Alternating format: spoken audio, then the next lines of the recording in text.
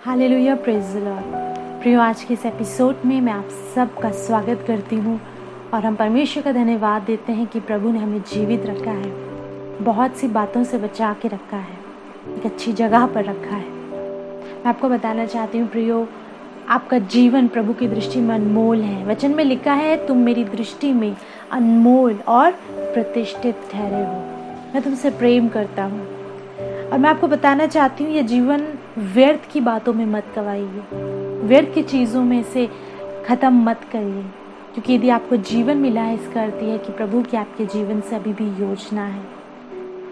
आप सोच कर देखिए उन लोगों के विषय में जो कब्र में चले गए, उन लोगों के विषय में कि जिनका जीवन ख़त्म हो गया, उनके लिए कोई होप बाकी नहीं है। अब जो उन्होंने कार्य किया उसका न्याय होना बाकी है, लेकिन आपके पास मौका है कि आप प्रभु के पास लौट सकें।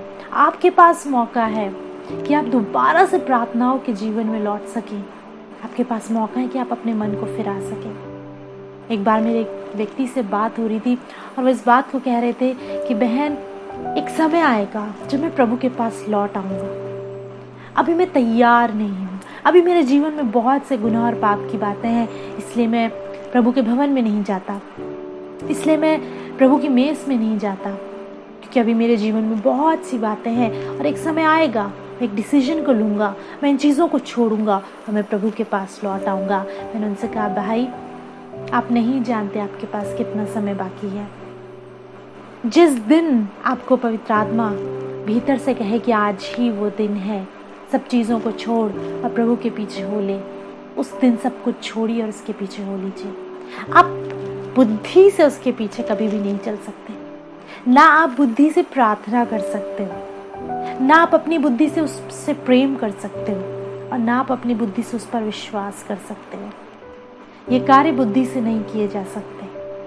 यदि कोई व्यक्ति सोचे कि मैं अपनी बुद्धि से सोच कर जान कर उस पर विश्वास करूंगा, या कोई सोचे कि मैं अपनी बुद्धि से सोच कर जान कर प्रार्थनाएं करूंगा, दोबारा प्रार्थनाओं के जीवन में लौटूंगा, अपने एफर्ट्स डालूंगा, तो मैं आपको बताना चाहती हूँ आप बार बार फेल होंगे।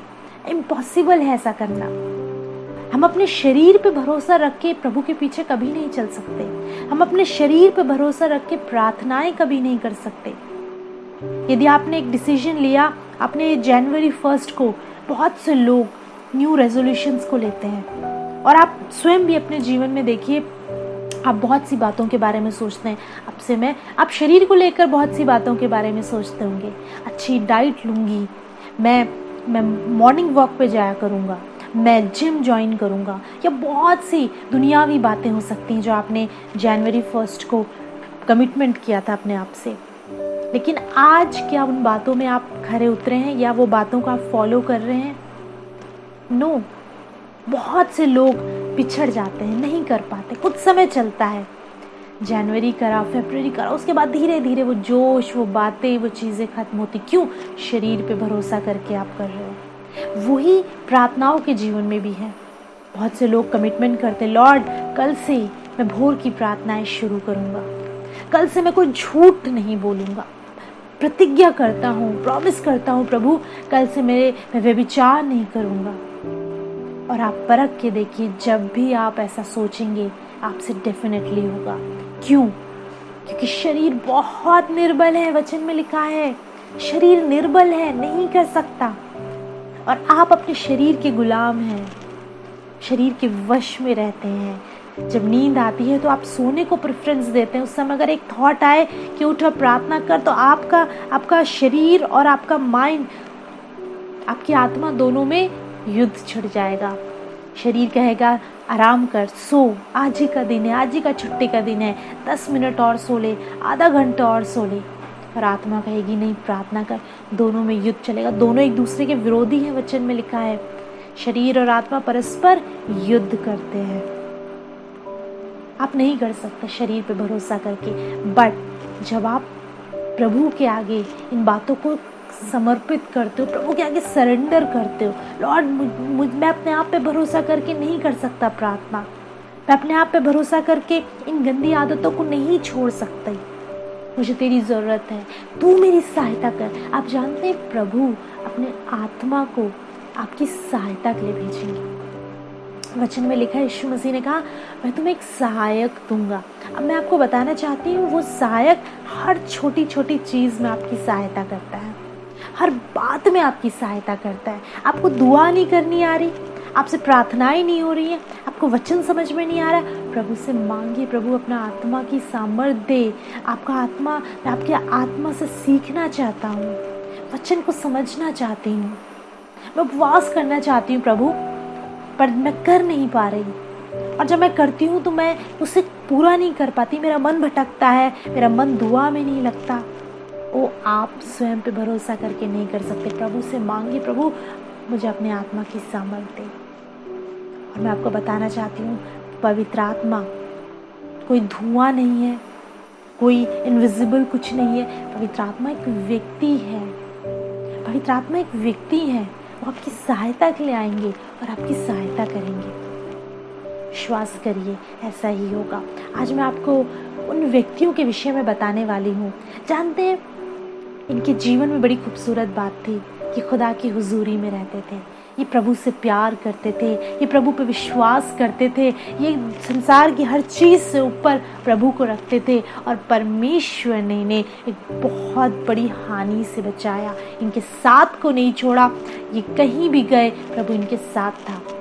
और आपने कई बार इन व्यक्तियों के विषय में पढ़ा होगा, पर आज एक बार फिर प्रभु ने मुझे से कहा है कि मैं इन व्यक्तियों के विषय में आपसे बात करूं, क्योंकि बहुत से लोगों का विश्वास इन दिनों निर्बल हो रहा है, बहुत से लोगों का हियाव जा रहा है, बहुत से लोग आत्मा में बड़े वीक हो रहे हैं, बहुत से लोगों का प्रार्थनाओं का जीवन खराब हो रहा है। आज इन व्यक्तियों के विषय में मैं आपको बताऊंगी। मैं विश्वास करती हूँ मेरे शब्द आपके जीवन में वो कार्य नहीं कर सकते, लेकिन जब ये शब्द होली स्पिरिट में होकर आप तक पहुँचेंगे, निश्चय है आपके जीवनों में कार्य होगा। हालेलुया।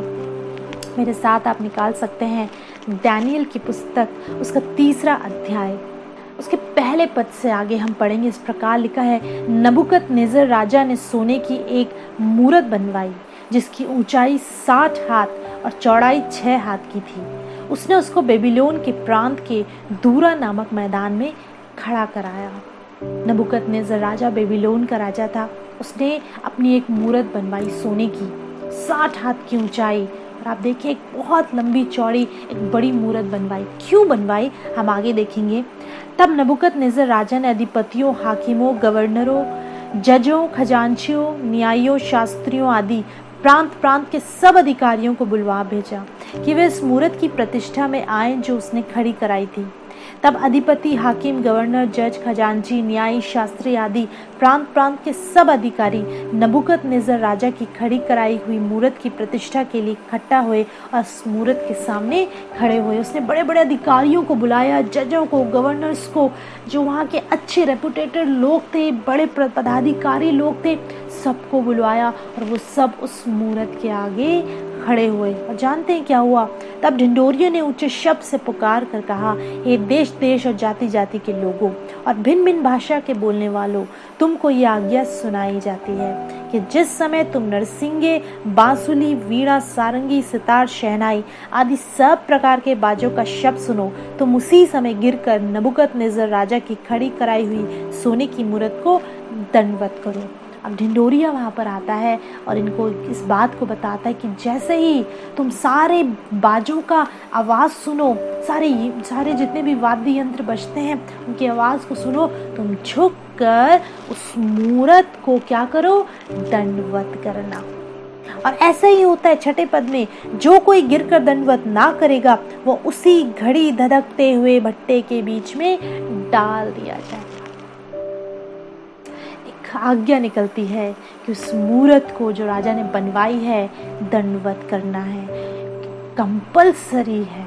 नहीं करोगे तो धधकते हुए आग के भट्टे में डाल दिए जाओगे।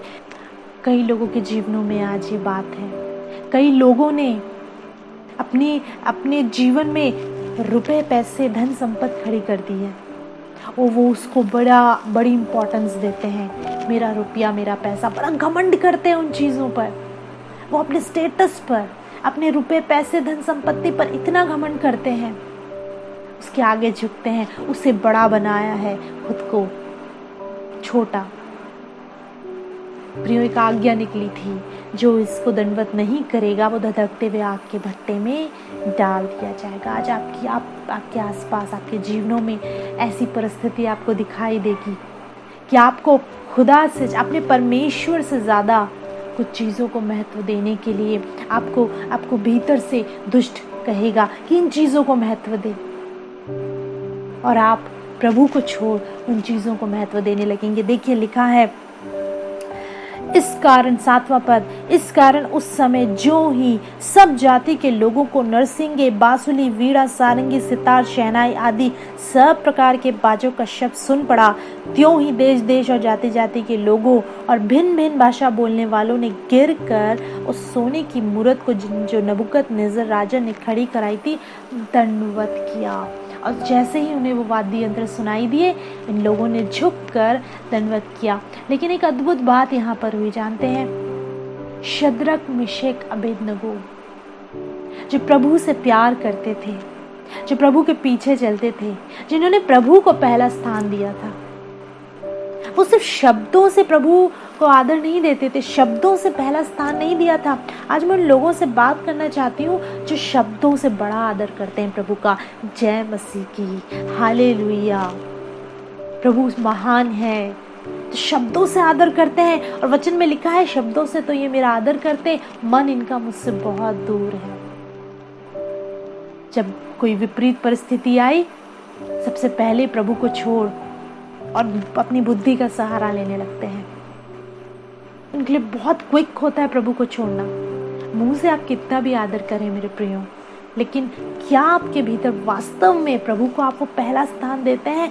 वो ऑनर आप प्रभु का करते हैं, वो प्रेम आप प्रभु से करते हैं कि प्रभु कुछ हो कुछ ना हो, मैं तुझे नहीं छोड़ सकता। अगर प्रार्थनाएं नहीं सुनी जा रही, आप छोड़ के प्रभु को चले जाते हो। अगर कुछ हो कुछ ना हो, मैं प्रभु तुझे नहीं छोड़ सकता, मैं तेरे समीप बना रहूंगा। कि आपके अंदर वो भीतर वो बेचैनी नहीं होती जब आप प्रार्थना नहीं कर पाते?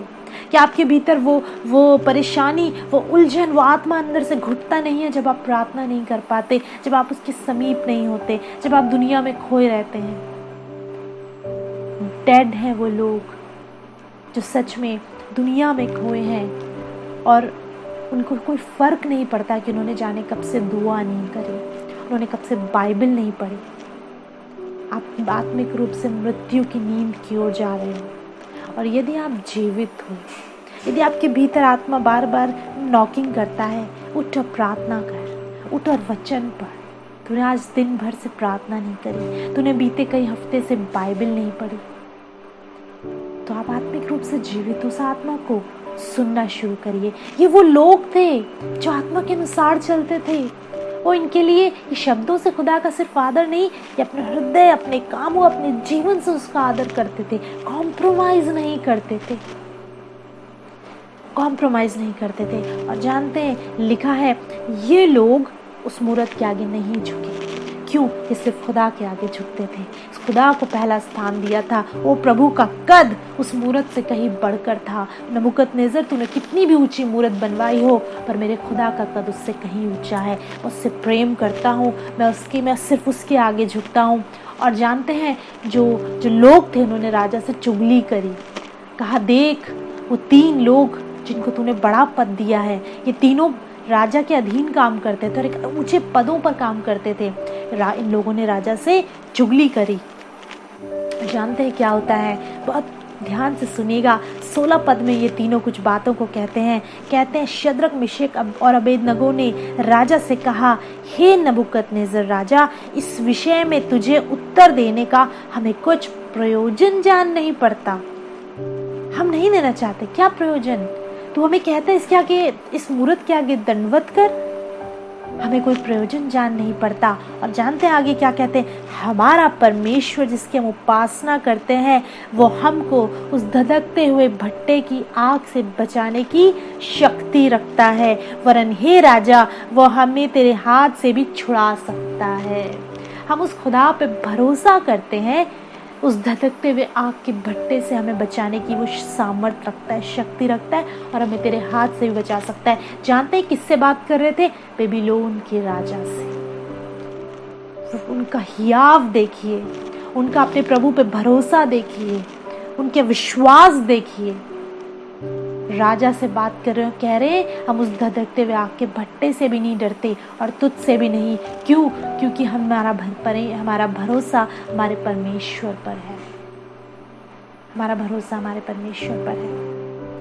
बहुत डरते हो आप लोग, कैसे होगा, कल का क्या होगा, परसों का क्या होगा, बच्चों का क्या होगा, घर का क्या होगा, मेरे जीवन का क्या होगा, ये परिस्थितियां जाएंगी नहीं जाएंगी, कर्ज से आजाद होऊंगा या नहीं होऊंगा। कहाँ गया आपका भरोसा प्रियो? कहाँ गया आपका भरोसा? इनका भरोसा देखिए। और वचन में आगे लिखा है 18 पद, सबसे इंपॉर्टेंट है इस वचन, इस पद पर ध्यान देना, ध्यान से सुनिए। लिखा है, परंतु यदि नहीं तो हे राजा, तुझे मालूम हो कि हम लोग तेरे देवता की उपासना नहीं करेंगे और न तेरी खड़ी कराई हुई सोने की मूरत को दंडवत करेंगे। कहते हैं और यदि नहीं, इसका अर्थ क्या है? यदि वो हमें नहीं भी बचाए, वो सामर्थ रखता है हमें उस आग से बचाने की, वो सामर्थ रखता है हमें तेरे हाथ से बचाने की, उसके बाद भी यदि वो नहीं भी बचाए तो भी हम वो नहीं करेंगे जो तू कह रहा है। हम नहीं करेंगे। हम उसके पीछे चलते हैं, हम उससे प्रेम करते हैं, हम उसकी उपस्थिति में रहते हैं। प्रियो, इनका विश्वास का स्तर देखिए। इस विश्वास के स्तर में से आप में से कितने लोग, ईमानदारी से बताइए, आप लोग पहुंच चुके हैं इस विश्वास तक कि प्रभु तू मुझे कुछ दे या तू ना दे, उसके बाद भी मैं तुझसे प्रेम करना नहीं छोड़ूंगा, उसके बाद भी मैं तुझ पर विश्वास करना नहीं छोड़ूंगा, उसके बाद भी मैं तेरे पीछे चलूंगा। इस स्तर तक आप में से कितने लोग पहुंचे हैं? इस प्रोग्राम के बाद आप ज़रूर कॉल करके बताइएगा कितने लोग हैं जो ईमानदारी से इस स्तर तक पहुंच चुके हैं कि आप प्रभु कुछ दे या ना दे, आप उसके बाद भी उसके पीछे चल रहे हैं। आप अपने विश्वास के स्तर को इनके विश्वास के स्तर से कहते हो, हाँ हम भी ऐसे ही हैं। और आगे लिखा है 19 पद, तब नबूकदनेस्सर झुंझला उठा और उसके चेहरे का रंग शद्रक, मेशक और अबेदनगो के प्रति बदल गया। उसने आज्ञा दी कि भट्टे को 7 गुना अधिक धधका दो। इन बातों को सुनकर जानते हैं नबूकदनेस्सर बहुत गुस्से में आ गया। उसने क्या किया? वो आग का भट्टा 7 गुना अधिक धधका दिया। कई बार दुष्ट आपको गिराने के लिए, आपके विश्वास को कमजोर करने के लिए, जानते हैं क्या करता है? और अधिक चीज़ों को बढ़ा देता है ताकि कभी तो इसका विश्वास इसके खुदा से हट जाए, कभी तो ये कमज़ोर हुआ मेरे सामने झुक जाए, कभी तो ये अपनी परिस्थितियों को बड़ा और अपने खुदा को कम आंकने लगे। कुछ तो ऐसा हो। और जानते हैं उसने क्या किया? 7 गुना अधिक धधका दिया। अब जानते हैं ये तीनों उस भट्टे को देख रहे हैं, फिर भी हियाव नहीं जा रहा। हम कई बार सिर्फ पढ़ के निकल जाते हैं प्रियो, लेकिन यदि आप ध्यान से समझिए कि उस जगह पर खुद को खड़ा करके सोचिए, एक धधकते हुए आग के भट्टे के आगे आपको रखा है। लास्ट मोमेंट पे तो विश्वास कमज़ोर हो सकता था, इससे पहले कि उस आग में जाते उस घड़ी भी तो विश्वास कमज़ोर हो सकता था कि प्रभु नहीं, मैं चला जाता हूँ, मन में तो मैं तुझे आदर देता हूँ, पर एक बार मैं वहाँ झुक जाता हूँ, एक बार मैं इस दुष्ट की बात को मान लेता हूँ, एक बार मैं ये कार्य कर लेता हूँ। ये पाप प्रभु, मन में तो मैं तुझे आदर देता हूँ, इस पाप को मैं कर लेता हूँ, सिर्फ एक दिन की बात है, थोड़ा सा झूठ में बोल लेता हूँ, थोड़ा सा व्यभिचार में कर लेता हूँ, मन में तो तुझे मैं आदर देता हूँ। हम झुक जाते हैं उस पाप, उस गुनाह के आगे। जब व्यभिचार सामने आता है, जब झूठ बोलना सामने आता है, जब किसी को चीट करना सामने आता है, जब लड़ाई झगड़े गाली बकना, बहुत सी बातें जब सामने आती, नशे की चीज़ें सामने आती है, हम झुक जाते हैं। हम कहते हैं कोई बात नहीं प्रभु, थोड़ी सी देर की बात है, उस मन से तो मैं तेरा आदर करता हूँ, मैं आऊँगा, फिर गुनाह का रिपेंटेंस करूँगा और दोबारा से चीज़ों को बदलूँगा। ये नहीं झुकते। और जानते हैं लिखा है 21 पद कहते हैं, तब वे पुरुष अपने मोजों, अंगरखों, बागों और अन्य वस्त्रों सहित बांधकर उस धधकते हुए भट्टे में डाल दिए गए। वो भट्टा तो राजा की दृढ़ आज्ञा होने के कारण अत्यंत धधकाया गया था। इस कारण जिन पुरुषों ने शद्रक, मेशक और अबेदनगो को उठाया वे ही आग की आंच से जल मरे। जानते हैं, राजा ने इतना उसे धधका दिया था आग को कि जब इन पुरुषों को लेकर उसके पास लाया गया, इतनी तेज आंच थी कि जो लोग लेकर गए थे वो ही जल मरे। और लिखा है 23 पद, और उसी धधकते हुए भट्टे के बीच ये तीनों पुरुष शद्रक, मेशक और अबेदनगो बंधे हुए फेंक दिए गए। इन्हें बांधकर उस आग के भट्टे में फेंक दिया गया। लास्ट मोमेंट तक भी, जिससे पहले कि वो उस आग में एक पांव भी धरते, तब तक भी उनका विश्वास कमजोर नहीं हुआ।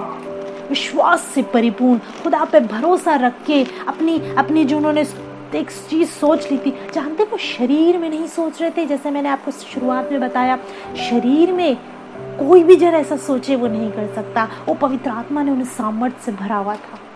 कैसे पवित्र आत्मा ने सामर्थ्य से भरा था? क्योंकि खुदा की हुजूरी में रहने वाले लोग थे। ये एक दिन में उन्होंने ये डिसीजन नहीं लिया, या एक दिन में वो तैयार नहीं हुए। बहुत समय लगा होगा। हर दिन जो वो दुआ में बैठते थे, हर दिन जो वो प्रार्थनाएं करते थे, हर दिन जो उसकी उपस्थिति में रहते थे, हर दिन जो उसकी आज्ञाओं को मानते थे, इस चीज ने उन तीनों को तैयार किया था। और वो तैयार होकर उस आग के भट्टे के समीप थे, उसमें डाल भी दिए गए। आत्मा से परिपूर्ण थे। और जानते हैं 24 पद से आगे लिखा है, तब नबूकदनेस्सर राजा अचंभित हुआ और घबरा कर उठ खड़ा हुआ और अपने मंत्रियों से पूछने लगा कि हमने उस आग के बीच 3 ही पुरुष बंधे हुए नहीं डलवाए? उन्होंने राजा को उत्तर दिया, हाँ राजा, सच बात है। फिर उसने कहा, अब मैं देखता हूँ कि 4 पुरुष आग के बीच खुले हुए टहल रहे हैं और उनको कुछ भी हानि नहीं पहुंची, और चौथे पुरुष का स्वरूप ईश्वर के पुत्र के सदृश है। हालेलुया। राजा उठ खड़ा हुआ अपनी जगह से। उसने देखा कि जो लोगों ने डाला था इन तीनों को, वो जल मरे, और ये तीनों जो अंदर मैंने डाल दिए, जो बंधे हुए डाले थे, ये अंदर टहल रहे हैं। और मैंने तो 3 डाले थे। अपने मंत्रियों से कहता है, मैंने तो 3 डाले थे, ये तो 4 हैं। ये चौथा कहाँ से आ गया? और ये जो चौथा है, इसका स्वरूप ईश्वर के पुत्र के सदृश है। जानते हैं, उन परिस्थिति में जब ये लोग अंतिम सांस तक विश्वास योग्य थे, जब इन्होंने आखिरी समय तक भी खुदा पे भरोसा रखना नहीं छोड़ा, और जिन्होंने इस बात को कहा, प्रभु मुझे ना भी बचाए, हमें बचाएगा, और ना भी बचाए तो भी हम तेरी आज्ञा को नहीं मानेंगे, उस आग के भट्टे में डाल दिए गए। जानते हैं, यीशु मसीह स्वयं उस आग में उनके पास उतर आए, और जानते हैं, आग से उनकी इतनी सी भी हानि नहीं हुई। यीशु मसीह ने उन चीजों से उन्हें बचा लिया। अंतिम समय तक विश्वास योग्य, अंतिम समय तक। कौन सी चीज आज आपके विश्वास को कमजोर कर रही है? जानते हैं प्रियो, वचन में एक स्थान पे लिखा है, यशाया 43 उसका 2 पद कहता है, जब तू जल में होकर जाए मैं तेरे संग संग रहूंगा, और जब तू नदियों में होकर चले तब वे तुझे डुबा न सकेंगी। जब तू आग में चले तब तुझे आँच न लगेगी, और उसकी लौ तुझे ना जला सकेगी। आप जानते हैं, शरीर को तो कुछ भी जला सकता है, शरीर को तो कुछ भी डुबा सकता है, पर आत्मा को ना कुछ जला सकता है, ना कुछ कोई डुबा सकता है। जब आप दुआ में बने रहते हो, आप प्रार्थनाओं में बने रहते हो, आपका मन नहीं कर रहा, आप तब भी दुआ कर रहे हो, आप प्रार्थना कर रहे हो, आप प्रभु से ईमानदारी के साथ ईमानदारी का जीवन जी रहे हो, आप शरीर पे भरोसा नहीं करके प्रभु के आगे सरेंडर होके चल रहे हो, आप संपूर्ण मन, संपूर्ण प्राण, संपूर्ण आत्मा से उस पर डिपेंड रहना सीख रहे हो। जानते हो, धीरे धीरे धीरे धीरे करके ये चीज आपके शरीर को कम और आत्मा को बलवंत बनाती है। शरीर का आप पर प्रभाव खत्म होता है, आत्मा बलवंत होती है। और जब वो आत्मा किन्हीं भी आग रूपी परिस्थितियों से घिरे, जल रूपी परिस्थितियों से घिरे, वो आपको डुबा नहीं सकती, आपको हरा नहीं सकती, वो आग आपको जला नहीं सकती। क्यों? यीशु मसीह आपके साथ आकर खड़ा हो जाता है। विश्वास करिए प्रियो, ऐसे संसार में कोई परिस्थिति नहीं जहाँ पर यीशु आपके साथ आकर खड़ा ना हो। परमेश्वर का पुत्र स्वर्ग के सिंहासन को छोड़कर उनके साथ आकर खड़ा हो गया। और यदि आप पढ़ेंगे 26वें पद से आगे तो लिखा है, फिर नबूकदनेस्सर ने उस धधकते हुए भट्टे के द्वार के पास जाकर कहने लगा, हे शद्रक मेशक अबेदनगो, हे परम प्रधान परमेश्वर के दासों, निकल आओ। ये सुनकर शद्रक मेशक और अबेदनगो आग के बीच में से निकल आए। और फिर लिखा है 27वें पद में, जब अधिपति, हाकिम, गवर्नर और राजा के मंत्रियों ने जो इकट्ठा हुए थे उन पुरुषों की ओर देखा, तब उनकी देह में आग का कुछ भी प्रभाव नहीं पाया गया, न उनके सिर का एक भी बाल झुलसा, न उनके मौजे बिगड़े, न उनमें से जलने की कुछ गंध पाई गई। उनके शरीर से गंध भी नहीं आ रही थी जलने की, एक बाल भी नहीं जला हुआ था, उनकी कुछ भी हानि नहीं हुई। ये है वो विश्वास जो ये खुदा पे करते थे। प्रियो, आपका विश्वास क्या इस स्तर तक का है? जांचिए आज अपने आप को। बहुत कमज़ोर यदि आज आप हो रहे हो, बहुत कमज़ोर आप फील कर रहे हो, आपको लग रहा है मेरी दुआएं कहीं और ही जा रही हैं, मेरा भरोसा मटेरियलिस्टिक चीज़ों पर आ गया है, प्रभु ये दे और तू नहीं देगा तो मैं तेरे पीछे नहीं चलूँगा, प्रार्थना नहीं करूँगा, वचन नहीं पढ़ूँगा। वो इस स्तर तक के विश्वास में आइए, फिर खुदा आपके लिए सब कुछ करेगा। उस आग रूपी परिस्थिति में वो आपके हाथ को थाम लेगा, आपकी कोई हानि नहीं कर सकता यदि आपका इस प्रकार का भरोसा अपने परमेश्वर पर है। आइए हम प्रार्थना करें। प्रभु, हम विश्वास करते हैं कि सच में प्रभु आज आपके लोगों ने जब आपके सामर्थी वचन को सुना है, होली स्पिरिट आपने इनके जीवनों में कार्य करा है। प्रभु, आपका वचन सामर्थी है और आज लोगों के जीवनों में बात कर रहा है। इनके प्रार्थनाओं के जीवन में आप प्रभु एक बार फिर से इनकी सहायता करें कि दोबारा से ये घुटनों पर लौट सकें, दोबारा से अपने विश्वास को ये जांच सके। हाँ प्रभु, कैसी भी परिस्थिति क्यों ना हो, प्रभु इनका भरोसा तुझ पर से ना हटे। प्रभु आप इनकी सहायता करें, विरोधी इनकी कुछ हानि ना करने पाए। और मैं विश्वास करती हूँ जितने लोग आज तुझ पर विश्वास करते हैं प्रभु, यीशु तू उनके साथ आकर आ खड़ा हुआ है। इसी घड़ी प्रभु जो लोग तेरे सामने प्रभु अपनी दुआओं को रख रहे हैं, अपनी परिस्थितियों को कम और तुझे महिमा दे रहे हैं, प्रभु तेरे आगे सरेंडर कर रहे हैं, होली स्पिरिट आपसे विनती करती हूँ उन स्थानों पर आकर खड़े हो जाइए, इनके हियाव को बढ़ाइए प्रभु, ताकि इनका भरोसा तुझ पर से कभी हटने ना पाए। हर एक बच्चे, जवान, बुजुर्ग को मैं आपके नाम से ब्लेस करती हूँ, यीशु के नाम में प्रार्थना मांगती हूँ। Praise the Lord, hallelujah hallelujah. खुदा आपको बहुत ब्लेस करे, आशीषित करे। और वचन के द्वारा विश्वास करती हूँ आप में से बहुत से लोगों ने आशीष पाई है। प्रभु आप लोगों को ब्लेस करे और ऐसे ही आप खुदा के वचनों में बढ़ते चले जाएं। आपका विश्वास इसी प्रकार शद्रक, मेशक, अबेदनगो के तरह आपका विश्वास भी खुदा पर बढ़ता चला जाएगा। हालेलुया। अपने अनुभवों को, अपनी टेस्टमनीज को, अपनी प्रार्थना के निवेदनों को आप हमें बता सकते हैं। आप हमारी स्क्रीन पर कॉन्टैक्ट डिटेल देख रहे होंगे, हमें कॉल कर सकते हैं, आप हमें व्हाट्सएप कर सकते हैं, SMS भी कर सकते हैं और हमारे प्रेयर वॉरियर्स आपसे बात करेंगे।